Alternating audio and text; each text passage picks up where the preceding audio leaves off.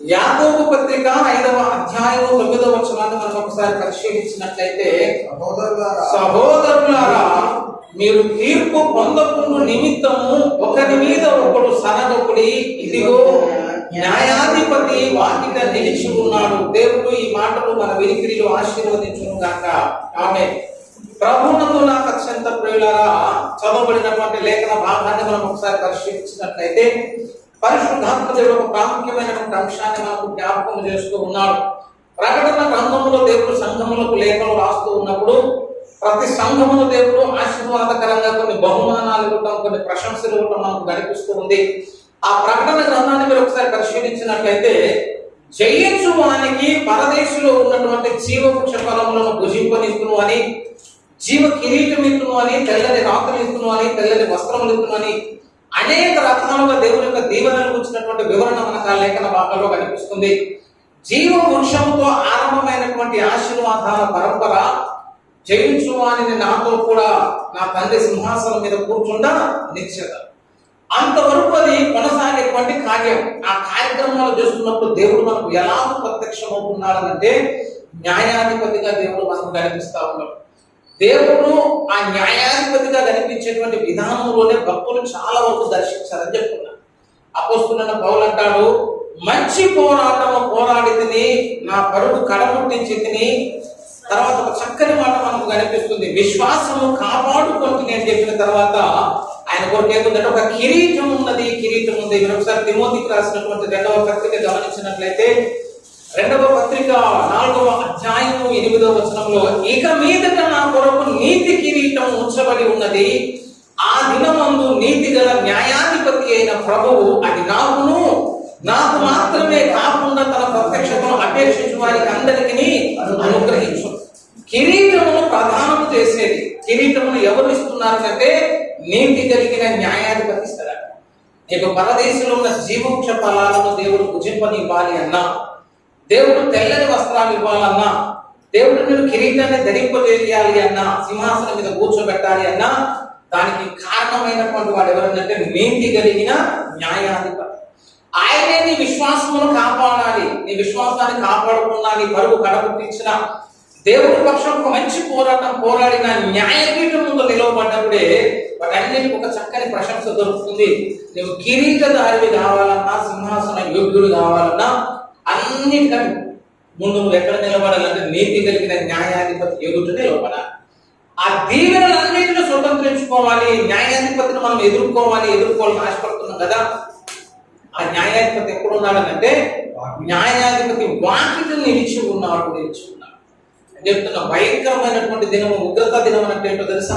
రోగులకు రాసిన పత్రిక 2వ అధ్యాయంలో ఉగ్రత దినం అని మనం చాలా సార్లు మాట్లాడుతూ ఉంటాం. ఆ 2వ అధ్యాయాన్ని మీరు ఒకసారి గమనించినట్లయితే 5వ వచనంలో, నీ కాఠిన్యమును మార్పు పొందని నీ హృదయమును అనుసరించి ఉగ్రత దినము ఎందు, చూడండి, ఉగ్రత దినమందు అనగా దేవుని న్యాయమైన తీర్పు బయలుపరచబడు దినమందు నీకు నీవే ఉగ్రతను సమకూర్చుకొనుచున్నావు. ఉగ్రత దినం అంటే అర్థం ఏంటంటే దేవుని న్యాయమైన తీర్పు బయలుపరచబడు దినం. చెప్తున్నా, అందరం అక్కడ నిలబడతా ఉంటాం. ఆ రోజు నిలబడ్డప్పుడు న్యాయమైన తీర్పు బయటికి రావాలి. అప్పుడు నీ హృదయ కాఠిన్యమును బట్టి నీవు తీర్పు పొందినా, లేకపోతే ఆ మార్పు పొందిన నీ హృదయమును అనుసరించి నీ బ్రతుకున్నా కూడా ఆ ఉగ్రత అనేది ఎవరి మీదకి సమకూర్చబడుతుందంటే నీ మీదకి, నా మీదకే సమకూర్చబడుతుంది. ఆ న్యాయాధిపతిని ఎదుర్కోలేదు చాలా కష్టంతో కూడుకున్నటువంటి మాట అని చెప్తారు. ఎట్లాంటి మాట అంటే, ఎస్తేరు అహష్వేరోషు రాజు ఎదుట నిలబడాలి. ఆ నిలబడేటప్పుడు పరిస్థితులు రెండు అవకాశాలు ఉన్నాయి. ఒకటి, కనికరించబడి బ్రతికిపోవాలి, లేకపోతే తను మరణానికి అప్పగించుకొని దూరమైపోవాలి. రాజు ఎదుట నిలవబడ్డప్పుడు ఆయన రాజదండమే చాపలేదే అనుకో, ఎస్తేరు జీవితం అందరితోటి సమాప్తం చేయబడుతుంది. అట్లాంటి పరిస్థితి మరలా విశ్వాసం పోతుందని చెప్తారు. ఆ న్యాయపీఠం ముందు నిలవబడ్డప్పుడు న్యాయాధిపతిని ఎదుర్కోవాల్సినటువంటి పరిస్థితి ఉంది అని మనందరం జరుపుకుంటున్నాం కదా. యాకోబు అంటున్నాడు, అది ఎంతో దూరంలో లేదంటే ఎక్కడ ఉన్నప్పుడు న్యాయాధిపతి వాకిట నిలిచి ఉన్నాడు. అంటే చాలా దగ్గరకు వచ్చామన్నమాట. రాకడకు చాలా సమీపంగా ఉన్నాం, ఉగ్రత దినానికి చాలా సమీపంగా ఉన్నాం, తీర్పుకు చాలా దగ్గరగా ఉన్నాం. అసలు న్యాయాధిపతి ఎక్కడ ఉన్నాడంటే వాకిట అనే మాటకు హెబ్రీలో వాడబడినటువంటి పదానికి ఉన్నటువంటి అర్థం ఏంటంటే ద్వారము ద్వారము దగ్గరే యేసయ్య నిలిచి ఉన్నాడు, గేటు దగ్గరే యేసయ్య నిలిచి ఉన్నాడు. ఇంకా చాలా సమీపంగా వచ్చాడు. ఇంకా కొంతకాలం అయితే ఆయన లోపలికి వచ్చినటువంటి పరిస్థితి మనకు కనిపిస్తుంది. వాకిట యేసున్నది కనబడాలి, కానీ చాలా మంది వాకిట ఏముందో తెలుసా? అందరి వాకిట ముందు ఏముందంటే పాపం ఉంది, పాపం ఉంది. ఆదికాండము 4వ అధ్యాయాన్ని ఒకసారి గమనిస్తే 7వ వచనంలో అంటాడు, నీవు సక్రియ చేసిన ఎడలా తల ఎత్తుకొనవా, సక్రియ చేయని ఎడలా, చూడండి, సక్రియ చేయని ఎడలా వాకిట పాపము పొంచి ఉండును, పొంచి ఉండును. నీ ఎడల దానికి వాంఛ కలుగును, నీవు దానిని ఎరుగు అని. మన వాకిటిలో పాపం కనిపిస్తుందా? కయ్యతో దేవుడు అంటున్నాడు, నీవు సక్రియ చేయని ఎడల పాపం ఎక్కడుందంటే నీ వాకిటి పాపం ఉంది. సక్రియ అంటే అర్థం ఏంటంటే యేసయ్య రక్తం కిందికి రాదు. సక్రియ అంటే క్రీస్తు కృప మీద ఆధారపడదు. కయ్యను సొంత ప్రయత్నాలు చేసి క్రీస్తు నుంచి దూరం అయిపోయాడు.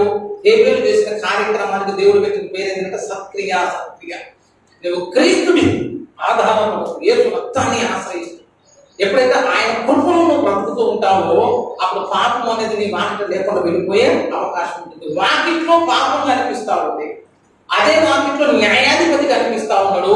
ఆ పాపమును నువ్వు లోపలికి రానిచ్చావా? తర్వాత రోజుగా న్యాయాధిపతి మరలా లోపలికి వచ్చి నీకు తీర్పు తీరుస్తాను. ఆ ఉగ్రత దినం నీ జీవితంలోనికి రాకుండా ఉండాలంటే, దేవుడు న్యాయమైన తీర్పు తీర్చినప్పుడు నువ్వు రక్షించబడాలి అంటే నువ్వు చేయాల్సినటువంటి కొన్ని ప్రాముఖ్యమైన పనులు నేను చెప్తాను. మన మత్తయి 1:21 యేసుని రక్షకుడుగా చూస్తాం. తన ప్రజలను వారి పాపముల నుండి ఆయన రక్షించును కనుక ఆయనకు యేసు అని పేరు పెట్టబడు. యేసు అంటే రక్షకుడు అని నేను చెప్తాను. మొదటి రాకడలో క్రీస్తు రక్షకుడే కానీ రెండవ రాకడలో ఆయన న్యాయాధిపతిగా ఈ లోకానికి వస్తున్నప్పుడు శిక్షించడానికి వస్తున్నాడు, న్యాయాధిపతిగా వస్తున్నాడు. ఆ న్యాయాధిపతికి వచ్చినప్పుడు ఆయన ఎదుర్కోవాలంటే ఖచ్చితంగా తీర్పులో నువ్వు నిలబడాలి. ఆ తీర్పులో నిలవబడ్డప్పుడు నువ్వు తప్పించుకోవడానికి లేఖనాల్లో కొన్ని వాక్యాలు మనకు కనిపిస్తున్నాయని చెప్తాను. ప్రతి ప్రసంగం నీ ఆధ్యాత్మిక జీవితాన్ని చక్కకపోతే కొన్ని ప్రసంగాలు గంటల తరబడతారు. మొత్తం ప్రసంగం అయిన తర్వాత నీ భక్తికి ఏమైనా ప్రయోజనకరంగా ప్రసంగం ఉందంటే ఉండవు. లోతుగా మాట్లాడుకొని ఉండొచ్చు, చాలా విషయాలు చర్చించుకొని ఉండొచ్చు, కానీ మాట్లాడినటువంటి ప్రసంగం నీ ఆధ్యాత్మిక జీవితానికి మేలుకరంగా ఉండాలి. న్యాయపీఠం ముందు నిలవబెట్టడానికి నీకు అది ఉపయోగకరంగా మార్చబడాలి. న్యాయ తీర్పు ఉందని చెబుతున్నా, దేవుని ఎదుర్కోవాలని చెబుతున్నా, అంత సాధ్యమైనది సామాన్యమైనది కాదని చెబుతున్నా కదా. ఇప్పుడు ప్రసంగంలో చెప్తున్నా, న్యాయమైన తీర్పు తీర్చినప్పుడు నువ్వు తప్పించుకోవడానికి కొన్ని అవకాశాలు ఉన్నాయని చెప్తున్నా. అందులో మొట్టమొదటి ఏంటంటే సహోదరుల మీద నీవు సాగకపోతే నువ్వు తీర్పులోనికి రావట. యాకోబు పత్రిక మనం చదువుకున్నటువంటి మూలవాక్యంలోకి వస్తే న్యాయాధిపతి తీర్పుల నుంచి నువ్వు తప్పించబడాలి. 5వ అధ్యాయం 9, సహోదరులారా మీరు తీర్పు పొందకుండు నిమిత్తం ఒకరి మీద అంటే తీర్పు మనం తీర్పులోనికి రాకుండా ఉండాలంటే ఏం చేయాలట? ఒకరి మీద ఒకడు. సహోదరులారా క్రీస్తు యొక్క రక్తము చేత కడగబడిన ఒక కుటుంబం. అందులో సహోదరులారా ఒకరి మీద ఒకడు సరిపోతుందంటే మీరు తీర్పు పొందకుండా నిమిత్తము ఈ లక్షణము మనలో లేకపోతే, ఒకటి చూసి మనం అసూయపడకపోతే, ఒకటి చూసి మనం ద్వేషించకపోతే, వారి జీవితంలో ఉన్న లోపాలను ఎత్తి చూపించడానికి మనం ఇష్టపడకపోతే అప్పుడు నువ్వేం తప్పించుకుంటావట? తీర్పు పొందకుండా నిమిత్తము ఒకరి మీద ఒకడు సనగకుడి. ఇప్పుడు సనిగే కార్యక్రమంలోకి మనం వెళ్ళింది అనుకో, రేపు న్యాయపీఠం ముందు తీర్పులోనికి నిన్ను దేవుడు తీసుకురావడానికి అవకాశం కలుగుతుంది. వాక్యాన్ని ధ్యానిస్తున్నప్పుడు జరిగేటువంటి ప్రయోజనం ఏంటంటే న్యాయపీఠములకు ఎలా సిద్ధపరచాలో వాక్యములో మనకు కొన్ని విషయాలు కనిపిస్తూ ఉంటాయి. దేవుడు చేస్తున్న కార్యములను బట్టి మనం సనవద్దు, మన కుటుంబ జీవితాన్ని బట్టి మనం సనవద్దు, సహోదరులను బట్టి మనం సనవద్దు. అలా సనిగేటువంటి కార్యక్రమానికి మనం ఎప్పుడైతే కోరుకుంటామో దానికి ఉదాహరణగానే దేవుడు పాత నిబంధన గ్రంథములు జరిగించినటువంటి కార్యాన్ని మీరు ఒకసారి గమనించాలి. 1 కొరింథీ పత్రిక 10వ అధ్యాయములో వారు సనిగి సంహారకుని చేత నశించిరి. మీరు ఒకసారి గమనించండి.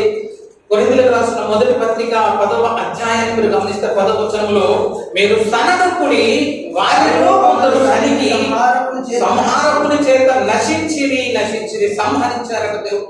ఎందుకంటే ఆయన కార్యముల పైన సరైన అవగాహన లేక సనిగిన కారణాన్ని బట్టి. తీర్పులో నుంచి తప్పించుకోవాలంటే మన పని మనం చేసుకుంటే చాలా ఉత్తమం అని చెప్తున్నారు. ఆయన పరిశుద్ధ పర్వతాన్ని మనం ఎక్కాలి అన్నా, దేవుని పరిశుద్ధ పర్వతాన్ని మనం సమీపించాలి అన్నా మనం చేయాల్సినటువంటి ప్రాముఖ్యమైనటువంటి కార్యం ఏంటంటే వ్యర్థమైన వాటిపైన మనం దృష్టిని పెట్టొద్దు. ఒకసారి గమనించండి. ఆ పరిశుద్ధమైనటువంటి పర్వతాన్ని అధిరోహించాలి ఆశ కలిగిన వాడు వ్యర్థమైన వాటి పైన మనం ఏం చేయదట. 15వ అధ్యాయం చూడండి, కీర్తనల గ్రంథము 15వ అధ్యాయంలో మొదటి వచనం చూద్దాం. యెహోవా నీ గుడారములలో అతిథిగా ఉండదగిన వాడు ఎవడు? నీ పరిశుద్ధ పర్వతం మీద నివసింపదగిన వాడు ఎవడు? యథార్థమైన ప్రవర్తన కలిగి నీతిని అనుసరించు హృదయపూర్వకముగా నిజము పలుకువాడే కదా. అక్కడ గుడారంలోనికి రమ్మంటున్నాడు, పరిశుద్ధ పర్వతం మీద నివసించమంటున్నాడు. కానీ విషయం వివరించినటువంటి అధ్యాయం 24వ అధ్యాయం ఒకసారి రా. కీర్తనలు 24 వచ్చినట్లయితే 3వ వచనం చూడండి. యెహోవా పర్వతమునకు ఎక్కదగిన వాడెవడు? ఆయన పరిశుద్ధ స్థలములో నిలవదగిన వాడెవడు? ఆ పర్వతం మీదికి రావాలి అని అంటే, ఆయన పరిశుద్ధ సన్నిధిలో నీవు నివసించాలి అంటే 4వ వచనంలో వ్యర్థమైన దాని యందు మనస్సు పెట్టకయు కపటముగా ప్రమాణము చేయకయు శుద్ధమైన హృదయమును కలిగి వాడే కలిగి వాడు. అందులో వ్యర్థమైన వాటి యందు మనస్సు. నేను చెప్తున్నా, నీకు ఉపయోగం లేదు, నీకు అవసరం లేదు అనుకున్న దాని మీద నువ్వేం పెట్టద్దు. నీకు అసలు మనస్సు పెట్టు. తీర్పులోనికి రాకుండా ఉండాలంటే మనకు సంబంధం లేని విషయాలపైన మనం ఆలోచన పెట్టుకోవద్దని చెప్తున్నాం. అది మనకు అక్కరకు వచ్చేది, న్యాయపీఠం ముందు నిలవబడేది, నీ ఆధ్యాత్మిక జీవితానికి ప్రయోజనకరమైనది అయితేనే దాని మీద మనం దృష్టి పెట్టాలి. వ్యర్థము వ్యర్థం చెప్తాను. ప్రసంగి మొత్తం అదే మాట మీద రాయబడ్డదని చెప్తున్నాను. మన కుటుంబం మనం చూసుకోవచ్చు, మన ఆధ్యాత్మిక జీవితాన్ని మనం చూసుకోవచ్చు, మన సంఘం మనం చూసుకోవచ్చు. కానీ కొన్ని విషయాలు ఎట్లుంటాయంటే అన్ని విషయాలపైన మనం ఆలోచన పెడతాం.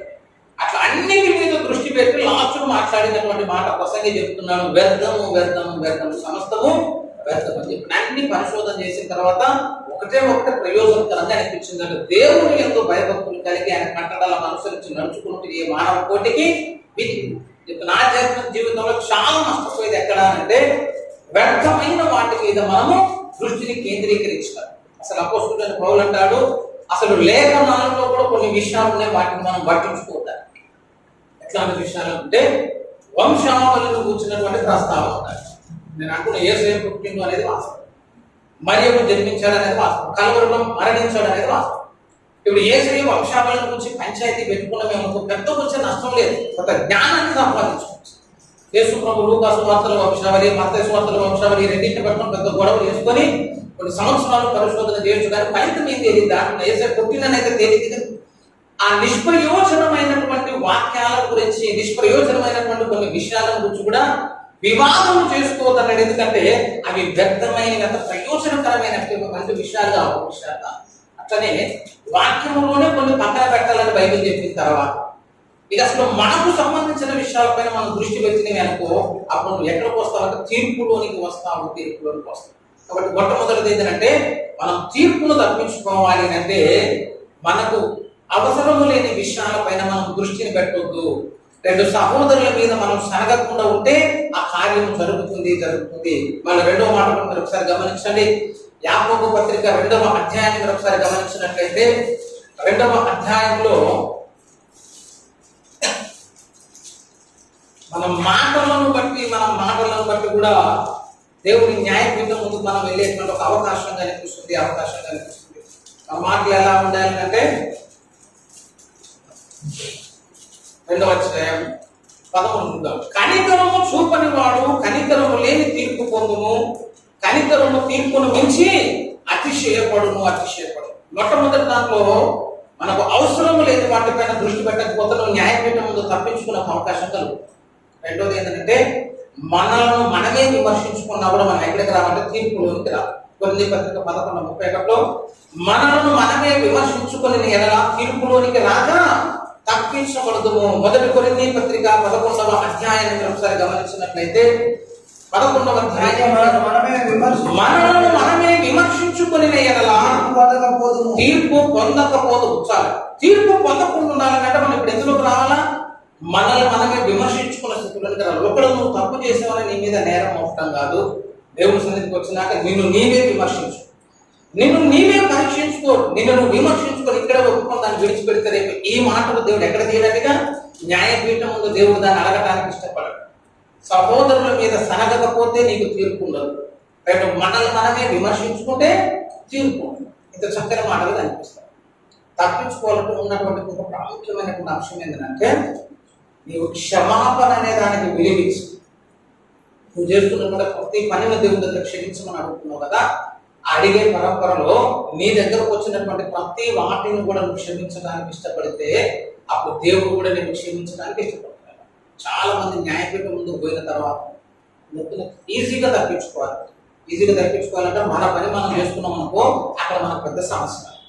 ఇక్కడ చేసిన పాపాన్ని మన పాపాన్ని మనమే ఒప్పుకొని దిగుతుంటే పెద్ద సమస్య రాదు. మూడోది ఏంటంటే చాలా మంది న్యాయపీఠం ముందు పాపులుగానే నిలవబడతారు.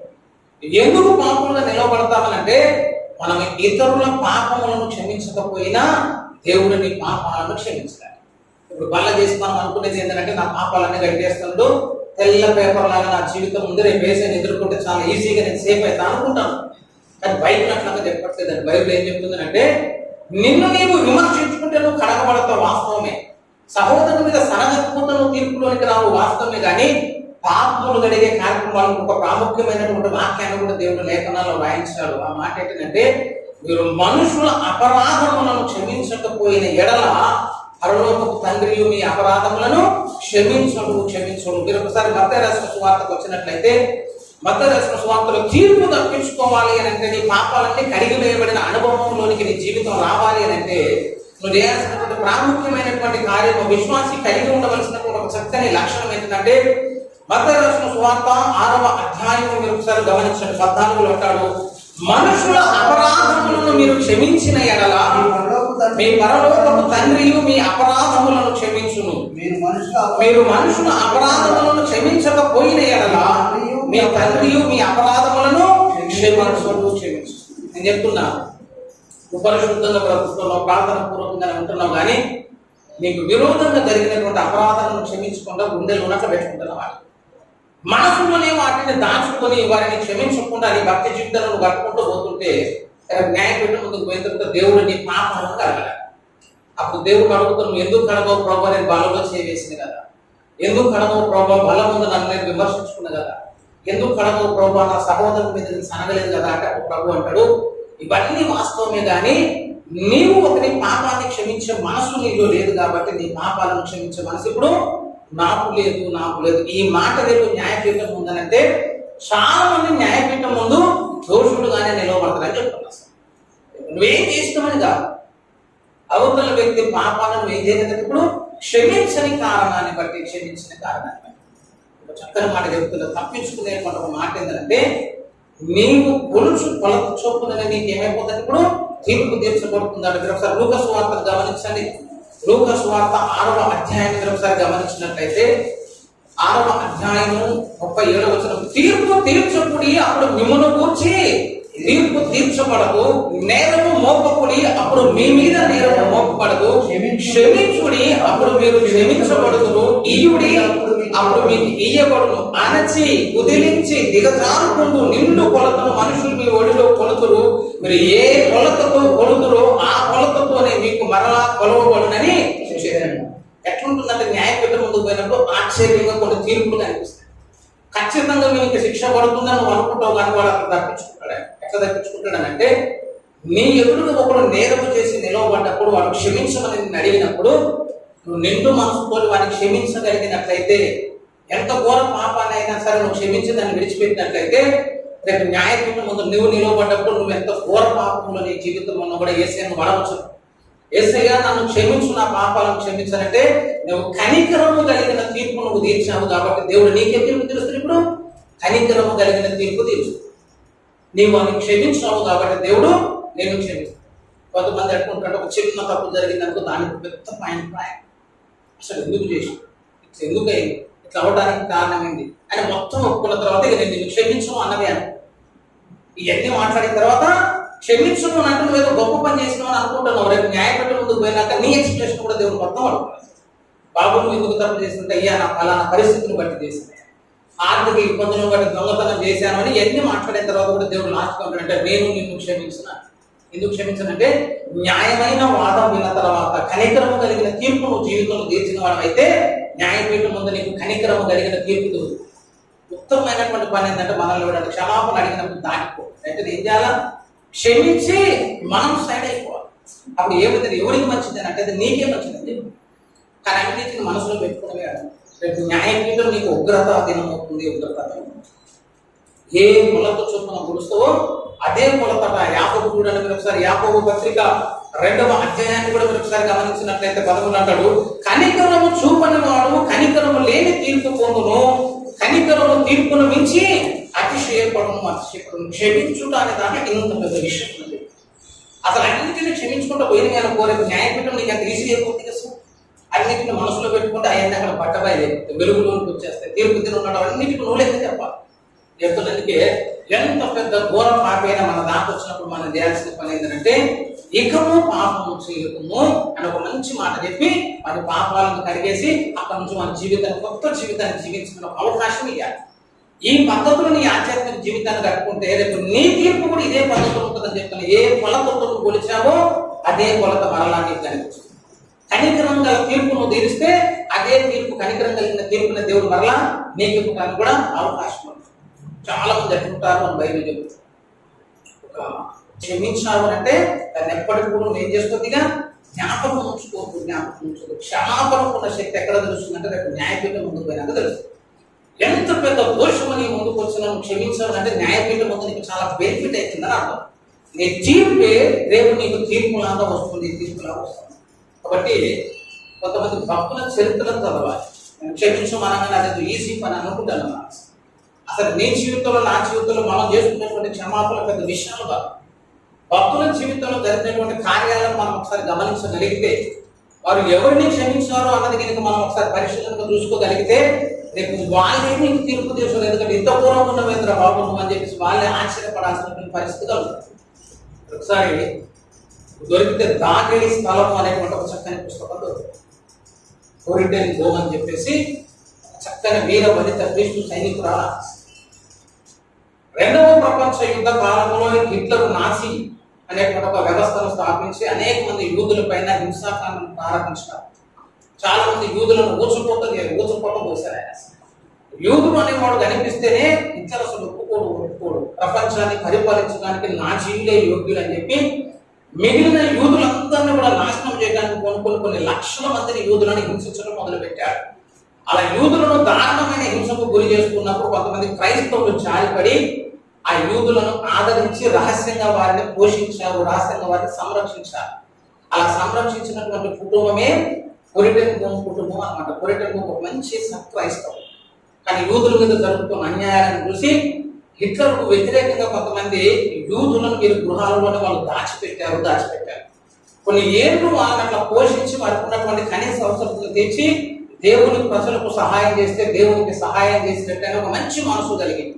వాళ్ళకి ఎప్పుడైతే సహాయం చేయడానికి కోరుకున్నారో ఇది ఆ నోట ఈ నోట అధికారుల దాకా వెళ్ళిపోయింది. అధికారులకు తెలిసిపోయింది వారి గృహంలోనే కట్టినటువంటి ఒక రహస్య గృహాన్ని. ఆ గృహాన్ని వారు తెలుసుకొని ఈ కుటుంబాన్ని మొత్తాన్ని కూడా చెరసాలలోకి తీసుకుని వెళ్ళిపోయారు. సుమారుగా 13 మంది ఈ కుటుంబంలో నుంచి చెరసాలలోకి వెళ్ళిపోయారు. ఆ చెరసాలలోకి వెళ్ళిపోయిన తర్వాత కొరిటెల్ గోమ్ యొక్క తండ్రి చనిపోయాడు. ఆ చెరసాల నుంచి వెళ్ళిపోయిన తర్వాత కాన్సన్ట్రేషన్ క్యాంప్స్ అన్నప్పుడు కొన్ని క్యాంప్స్ ఉన్నాయి. ఆ క్యాంప్స్ ఎట్లుంటాయంటే పరిస్థితులు చాలా దారుణంగా ఉంటాయి. కొరిటెల్ గోమ్ యొక్క సిస్టర్ సహోదరి కూడా ఉంది, ఆమె పేరు బెర్సీ. వీళ్ళిద్దరు కూడా ఆ కాన్సన్ట్రేషన్ క్యాంప్ నుండి తీసుకుపోయారు. ఎట్లుందంటే అక్కడ పరిస్థితి, అందులోకి వెళ్ళాలంటే అక్కడ గాడ్స్ మొత్తం కూడా జెంట్సే ఉంటారు, పురుషులే అక్కడ అందరూ కూడా గాడ్స్ అన్నమాట. 50,000 మందిని పట్టుకుని ఆ కాన్సన్ట్రేషన్ క్యాంప్ స్త్రీలను, యూదా స్త్రీలను సహాయం చేసిన వాళ్ళందరినీ అక్కడ పట్టుకుపోయి అక్కడ చిన్న ట్యాంకర్స్ ఉన్నాయి. ఆ ట్యాంకర్ ఎంత ఉంటుందంటే 5 into 5 ఉంటుంది. 5 వెడల్పు 5 ఎత్తున్నటువంటి బంకర్స్ లో ఒక్కొక్క దాంట్లో 500 మందిని పెట్టి 50,000 మందిని అందులో నివసించాలని ఆర్డర్ ఇచ్చారు. అక్కడ కూడా వాళ్ళు ఒప్పుకున్నారు. కానీ వెళ్ళేటప్పుడు ఒక ఘోరమైనటువంటి కార్యం ఏంటంటే ఆ గాడ్స్ ముందు ఈ స్త్రీలందరూ కూడా దిగంబరిగా వస్త్రాలన్నింటినీ తీసివేసి దిగంబరిగా ట్యాంకర్స్ లోకి పోవాలి. కొరిటెల్ గోమ్ యొక్క వస్త్రాలన్నీ తీసేశారు, బెర్సీ గారి వస్త్రాలన్నీ తీసేశారు. అక్కడ ఉన్న 50,000 మంది వస్త్రాలను తీసి ఆ చిన్న బంకర్స్ లో వీళ్ళని కూర్చోబెడితే గాలి ఆడక వెలుతురు లేక చాలా ఇబ్బంది పెట్టుకుని వాళ్ళు శ్రమపడిన పరిస్థితులు అయింది.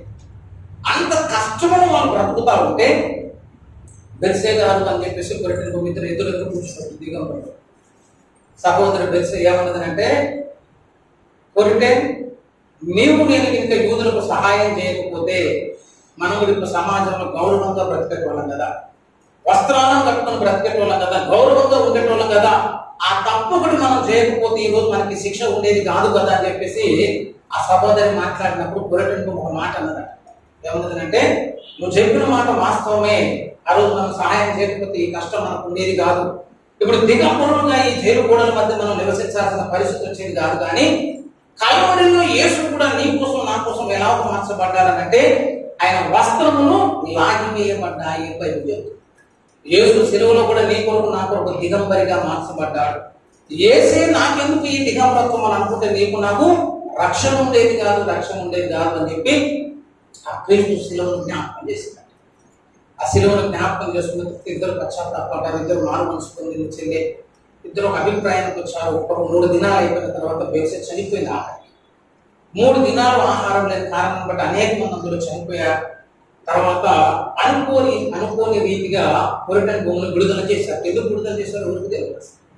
ఏదో మిస్టేక్ జరిగిపోయింది. కొరటెం భూమి బయటకు వచ్చేసింది.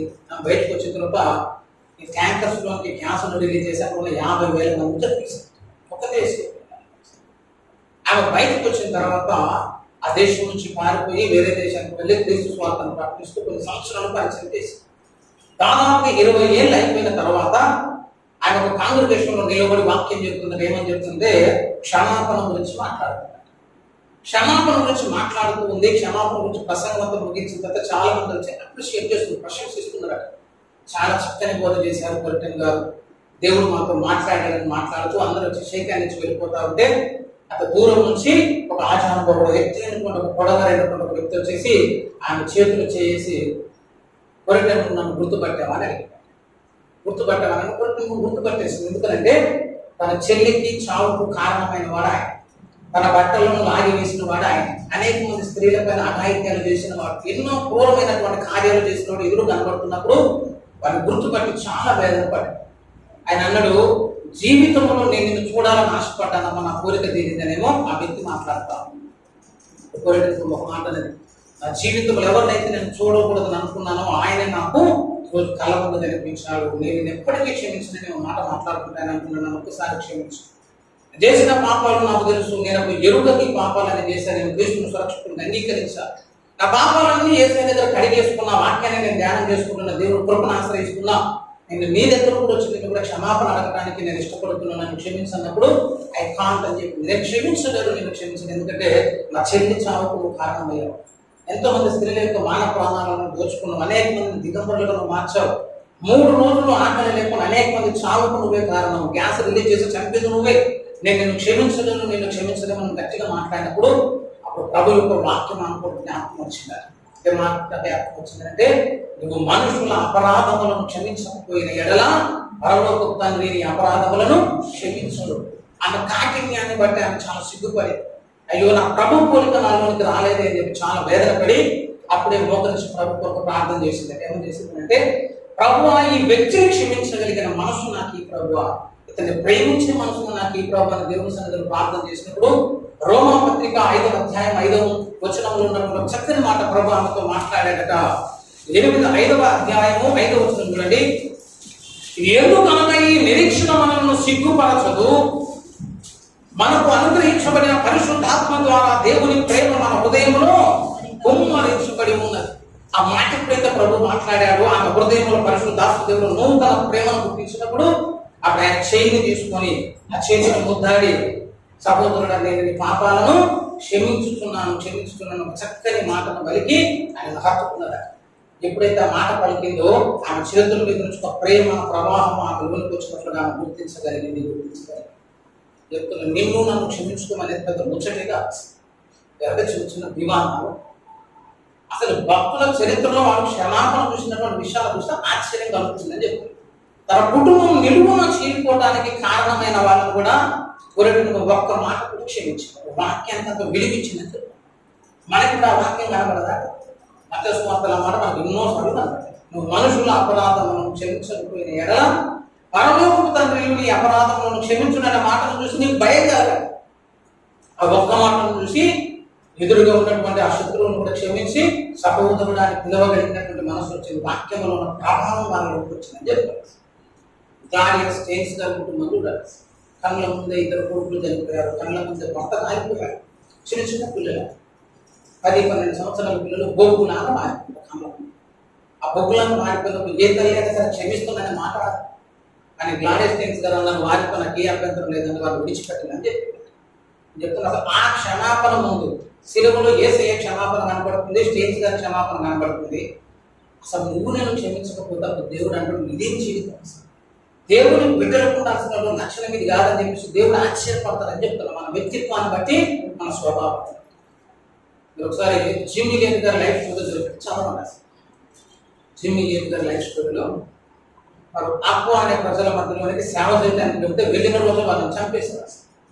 భర్తను నిలువున చీల్చి చంపేసిందని చెప్పారు. వాళ్ళు రాళ్ళతో కొట్టి ఆ వ్యక్తిని చంపేసి పీక్కు తినేశారు. నరమాంసదారు. ఏ మనుషులైతే తన భర్తను చంపి తిన్నారో ఆ జనుల మధ్యలోనికి మరలా ఎలిజబెత్ తెలియదు కావచ్చు వారికి సువార్తను ప్రకటించి తన భర్తను చంపిన వాడిని సేవకుని చేశారు. విశ్వాసం కూడా కాదు, సేవకుని చేసి ఆయనను క్షమించి తన బిడ్డకు ఆనకుంటే బాప్తిసారి ఇచ్చింది. చెప్తున్న అసలు క్షమాపణలో పరాకాష్ఠకి వెళ్ళిపోయారండి. అసలు అంత పెద్ద పెద్ద క్షమాపణ క్షమించి దేవుని పోలీసులకు వాళ్ళు మార్చబడితే వాళ్ళు న్యాయపీఠం తేలిపోతారని చెప్పి ఉత్తరంగా తప్పించుకుంటారు. విశాలమైన హృదయాన్ని బట్టి నేను నీకు తీర్పు తెచ్చానని ప్రభు వస్తుంది. ఇంత ప్రేమించిన కేంద్ర ఇంతమంది పాపాలను కడిగి క్షమించను కదా, అసలు నేను నీ మీద పాపాన్ని ఎలా మోపగలుగుతానని ప్రభు ఆమెకు తీర్పులో నీకు రాక తప్పించారు. ఇక కొంతమంది తానే ఉసులుంటుంది. అసలు మనం ఆ ముందుకు కూడా పోవచ్చు. ఎందుకు అంటే మన క్షమాపణ అనేది లేదు. చెప్తున్నారు ఎవరన్నా వచ్చి నేను క్షమించమని అడిగిన తర్వాత అది ఎంత పెద్ద ఘోర నేరమైనా కానీ ఎంత గొప్ప పాపమైనా కానీ క్షమించమని అడిగిన వాడు నీ కనుల ముందుకు వచ్చినప్పుడు ఖచ్చితంగా వాడు ఆ మాట అంటే క్షమించలేదని అనుకో న్యాయపీఠం ముందు నువ్వు సిగ్గుపడతావని చెప్పాలి. అసలు సహోదరుని మీద సనిగే కార్యక్రమం లేకపోతే వాకిట న్యాయాధిపతి ఉన్నప్పుడు నీకేముండదంటే గుండెల్లో భయం ఉండదు, భయం ఉండదు. అందుకే ఈజీ వే అంటే సులువుగా తప్పించుకోవడానికి న్యాయపీఠం ముందు ధైర్యంగా నిలబడడానికి మనకున్న ఒక ఆప్షన్ ఏంటంటే ఫర్గివ్నెస్ అని చెప్తున్నాను. క్షమించడానికి నువ్వు ఎప్పుడైతే ఇష్టపడతావు ప్రేమకు పరిపూర్ణత క్షమాపణలోనే వస్తుంది. ఆత్మగత చక్కని మాట అంటాడు బలహీనులు క్షమించలేరు, బలవంతులకు ఉండేటువంటి మంచి లక్షణమే క్షమించడం అని చెప్తున్నాయి. ఇక దాన్ని పట్టుకొని ఏలాంటివి అనుకో బతుకు కాలంలో న్యాయపీఠం ముందు నిలబడదు. ఈ భక్తి జీవితం అప్పుడు లేకపోతే ఇప్పుడు వృధా అయిపోతుంది. ఇప్పుడు మనం నెగ్లెక్ట్ చేసిన కొన్ని వచనాలు న్యాయపీఠం ముందుకు పోయినాక స్టాండర్డ్ వచనాలు అయిపోతాయి, ప్రామాణిక వచనాలు అయిపోయి అవి నీ కనుల ముందు కనిపించినప్పుడు అప్పుడు అర్థమైంది అనమాట ఈ వచన భావం ఇదా ప్రభువా ఇది సరిగ్గా నేను అర్థం చేసుకోవాలంటే ఇప్పుడు నీ ముందు సిగ్గుపడాల్సినటువంటి పరిస్థితి వస్తుంది. ఒకటే ఒక మాట గుర్తుపెట్టుకో, నువ్వు ఏ పలుకుతో పోలుస్తున్నావో అదే పలుకుతో ప్రభు అక్కడ పోలుస్తారు. యేసుప్రభు ఈజీగా చేసిన పని ఏంటంటే యేసుప్రభు ఎక్కడికి వెళ్ళిన ఆయన దగ్గరకు వచ్చిన వాళ్ళందరూ ఏం చేసుకుంటున్నానంటే నేను నిన్ను క్షమిస్తున్నానని చెప్పారు. ఇకనో పాపం నూతన జీవితాన్ని జీవించాలి, నీ పాపాలన్నింటినీ నేను గడిగేస్తుందని చెప్పి యేసయ్య నూతన జీవితానికి అవకాశం ఇచ్చాడు. అవకాశం ఇచ్చాడు. అక్కడ మంచి స్థితిలో నీ జీవితం నా జీవితం అది దేవుని పోలిక అని చెప్తున్నా. ఇప్పుడు బలం వచ్చినప్పుడు కూడా ఇక్కడ మనం ఏ పాపాన్ని తోచుకుంటాం దాన్ని ఒప్పుకొని ఏదైతే విడిచిపెడుతున్నాం అది కూడా ఎక్కడికి రాదని చెప్తున్నా మనలను మనమే విమర్శించుకొని ఎడల నీకు తీర్పులోనికి రాక తప్పించుకుంటారు. ఇక్కడ ఒప్పుకున్న ప్రతి దోషాన్ని కూడా దేవుడు ఏం చేస్తాడు కడిగి వేసేస్తాడు. నీ జీవితం నుంచి దాన్ని తీసేస్తాడు. కాబట్టి ఈ చక్కని అవకాశాన్ని కూడా మనం ఏం చేసుకోవాలి, సద్వినియోగం చేసుకోవాలి, సద్వినియోగం చేసుకోవాలి. ఇక్కడ గొప్పగా పోవద్దు, పరువుకు పోయి గొప్పగా పోయి నేను ఎక్కడ తల ఉంచాలని చెప్పి రేపు న్యాయపీఠం ముందు సకల జనుల ముందు తల తెచ్చుకున్నాను అనుకుంటే తప్పని వృధా ప్రయాసం చెప్తాను. అన్నిటి కూడా ఓడిపోవాల్సిన పరిస్థితి వస్తుంది. కాబట్టి అన్నింటినీ తీసేసుకొని వాటికి న్యాయాధిపతి ఉన్న ధైర్యం ఎప్పుడు వస్తుందని అంటే నేను ఇతరుల విషయాలను పట్టించుకున్నప్పుడు వస్తుంది. వాటికి న్యాయాధిపతి ఉన్న నీకు ధైర్యం ఎప్పుడు వస్తుందంటే నిన్ను నీవే విమర్శించుకునే మనసు నేను ఉన్నప్పుడు వస్తుంది. మూడోది ఏంటంటే అసలు క్షమించడానికి నువ్వు అన్ని రకాలుగా ఇష్టపడ్డ వాడివైతే ఏ దోషము చేసిన ప్రభు నేను క్షమించేస్తాను కారణం చూసి క్షమించేసి వాటితో ఏ విభేదము లేకుండా మరలా కలిసి ఉండగలుగుతానన్న అభిప్రాయానికి నువ్వు రాగలిగితే న్యాయపీఠము నీకు సింహాసనం అవుతుంది, సింహాసనం అవుతుంది. అటువంటి మంచి స్థితిలోనికి పోవాలి. చెప్తున్న ప్రసంగాన్ని కొంచెం జాగ్రత్తగా మీరు ఒకసారి విని మళ్ళీ ఒకసారి అప్లోడ్ చేసినాక మళ్ళీ ఒకసారి విని భక్తి కట్టుకోని చెప్తుంది. బతుకు మార్చుకొని నూతన భక్తులను మనం వెళ్ళగలిగితే ఈ ప్రసంగాన్ని బట్టి నువ్వు న్యాయపీఠం ముందు చాలా ఆనందపడుతుంది. ఎంత లోతుకి ఏం చెప్పలేదు. ఏం చెప్పినంటే ఏ పాపమైనా నీ దాకా వచ్చినప్పుడు మనం ఏం చేయాలా నిండు మనసు క్షమించి వదిలిపెట్టి ఎందుకు నీకు వచ్చిన సమస్య ఒక మంచి కొలతతో కొలిసి వాళ్ళకి ఒకసారి వదిలిపెట్టావనంటే రేపు న్యాయపీఠం ముందు నీకు సింహాసనం దొరుకుతుంది, న్యాయపీఠం ముందు నీకు కిరీటము దొరుకుతుంది, నీతి గల న్యాయపతి నిన్ను లోపలికి చేర్చుకొని నువ్వు కౌగిలించుకొని ముద్దు పెట్టడానికి అవకాశం ఉంటుంది. ఇప్పుడు చెప్పిన మాటల్లో దేనికైనా సరే మనం వెనకబడి ఉన్నామా, ఇక ఆ న్యాయపీఠమే నీకు ముళ్ళ కిరీటం అవుతుంది. ముళ్ళ కిరీటం చాలా ఇబ్బంది పడాల్సినటువంటి పరిస్థితి, చాలా రకాలుగా నీ పాపాలన్నీ అక్కడ కొత్తగా మరలా నీకు కనబడేటువంటి పరిస్థితి. ఇప్పుడు బలం దొరుకున్న పాపం మరలా రేపు దేవుడు అక్కడ అడుగుతారు అయినప్పుడు వంట ప్రభావ నేను బలం దొరుకుతున్నా కదా ప్రభావ మనం వాక్యాలు చెప్పడం బాగా అలవాటు కాబట్టి ఏ సేపు కూడా చెప్తాం. మనల్ని మనమే విమర్శించుకున్న తీర్పులోనికి రాదని చెప్పిన కదా ప్రభావ అంటే మరి అది గుర్తున్నది కదా, మతస్వార్థ గుర్తులేదు అంటే ఒక అపరాధములను నువ్వు క్షమించకపోయిన ఎడల మరి నేను నీ అపరాధములను క్షమించనని చెప్పిన కదా. ఆ మతాయి ప్రకారం నేను నీకు తీర్పు తీరుస్తున్నప్పుడు ఏం చేస్తాను? సరైన వాక్య భావం తెలవనందుకు ఆ రోజు సిగ్గుపడతాం, వాక్యంలో ఉన్నటువంటి విలువ తెలవనందుకు ఆ రోజు బాధపడతాం. అసలు ఆ ఉగ్రత ఆ దినము నాడు న్యాయమైన తీర్పును యోగుడు కాకపోతే యుగలుగా సిగ్గుపడాల్సినటువంటి పరిస్థితి వస్తుంది. కాబట్టి సమయం ఉండగానే మన జీవితంలో మనం చక్కపరుచుకుందాం. బలం ముందుకు వచ్చినప్పుడే మన బ్రతుకును బాగు చేసుకొని వాకిట నిలిచి ఉన్న న్యాయస్థితిని ఎదుర్కోవడానికి దేవుడు మనకు ధైర్యం చేయనట్లుగా దేవుడు ఈ మాటను దీవించును గాక. రండి మనం ప్రార్థన చేసుకుందాం, ప్రార్థించుకుందాం.